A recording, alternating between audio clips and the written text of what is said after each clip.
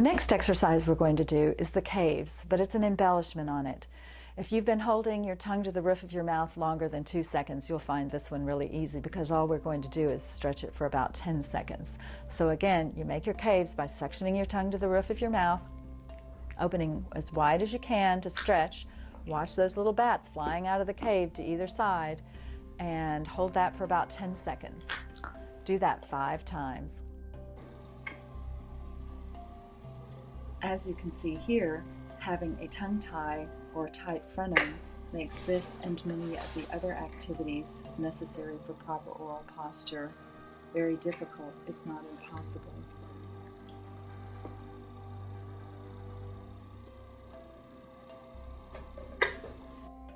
It's time for tongue sit-ups. What you'll be doing is bringing your tongue out just like you did for the snake or the tongue waltz. You want to hold it level, but then you want to bring the tip up. Level, bring the tip up.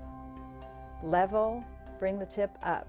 You don't want it curling down. You want to have complete control. This is a good one to do in front of the mirror. Make sure that your jaw does not move when you do it. You want to do 30 reps of these. This next exercise is called the tongue bowl. It's really an important one. What you do is curl the sides of your tongue up and the front up around it as well. If you have trouble making your bowl, either you or someone else can take a popsicle stick, angle it against the front teeth, press down on the center of the tongue, and then bring the tongue up around it, both tip and sides. Hold that pose. Keep your tongue away from your teeth, good. And see if you can hold on to it after the stick leaves. Very nice.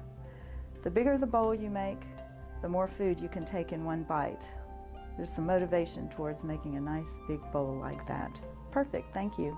Eventually, you don't want to have to use your finger. You want to be able to make your bowl and hold it for 15 seconds. The next exercise is called fats and skinnies. And that's all you're doing with your tongue. You're going to relax it to make it fat, and then you're going to work to make it skinny. Front and back tongue pops. This one's kind of fun because it makes all kinds of annoying noises.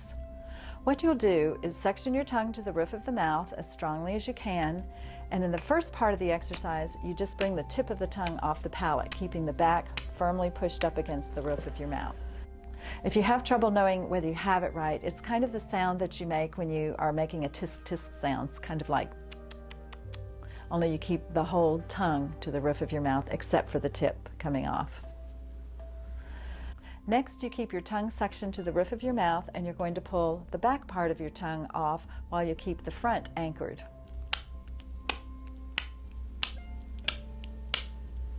And when you've mastered that, then you alternate between the two and do 10 repetitions.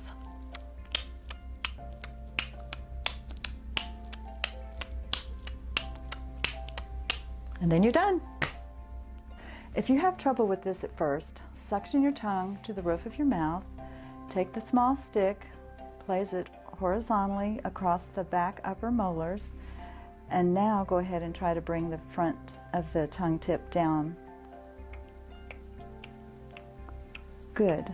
Now when you're ready to do the back, move the stick forward. Just keep the tongue suctioned to the roof of the mouth, and as you open your mouth, the back will pull off, and the stick will help the front stay anchored. Good. Straw pops. Find your normal size straw. What you'll be doing is pursing your lips around the straw, putting the tip of your finger over the end of the straw, sucking in and pulling it out with a loud pop. It's important to keep your tongue on the spot and make sure that the straw does not go behind your teeth.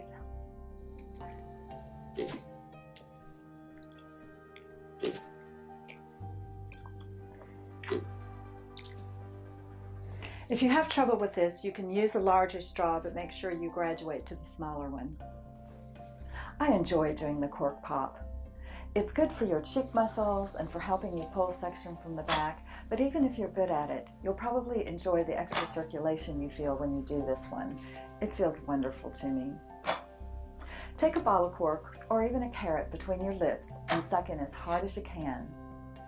Hold the cork tightly with your fingers. Try to count to 3 and then pull out with a loud pop. The next exercise we're going to do is party horn blowing. So find your party horns. You'll take a big breath, put it just between your lips, don't put it back behind your teeth, and blow slowly and evenly, and try to hold that for 10 seconds before you let it roll back up.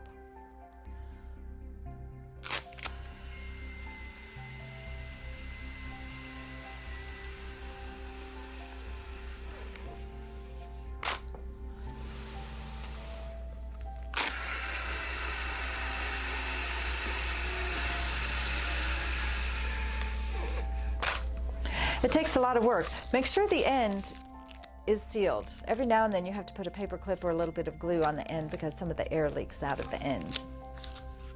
Add bubble blowing for fun. If you were unable to do that for 10 seconds, it might be that you're not really diaphragmatically breathing. What we want to do is start moving our breathing from our chest, where our chest rises and our shoulders rise, to breathing from our diaphragms. An easy way to see if you're doing it is to put one hand on your chest and one hand on your belly. You want to make sure that your chest does not rise, but only your belly hand.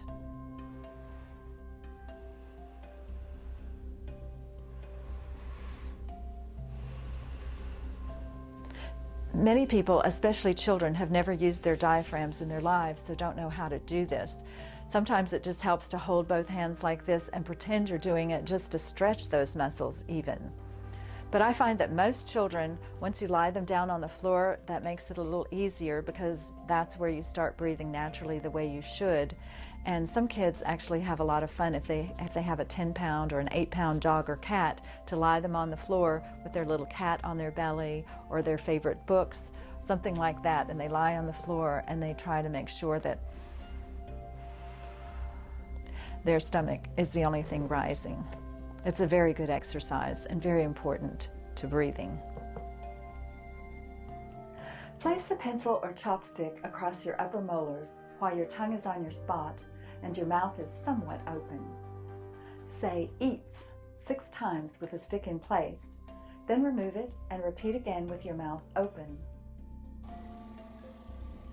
Eat, eat, eat, eat. Open a little wider. Eat, eat, eat. Now say it without it. Eat, eat, Wider. eat, eat, eat, eat. That's good.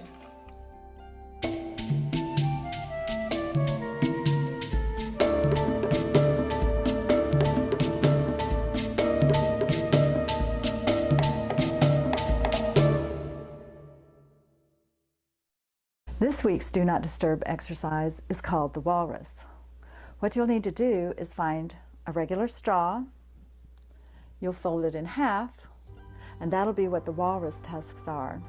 You want to put the point on the spot, and your tongue will be just resting behind that, and you'll close your lips around it, and you'll sit there like that for about 20 minutes.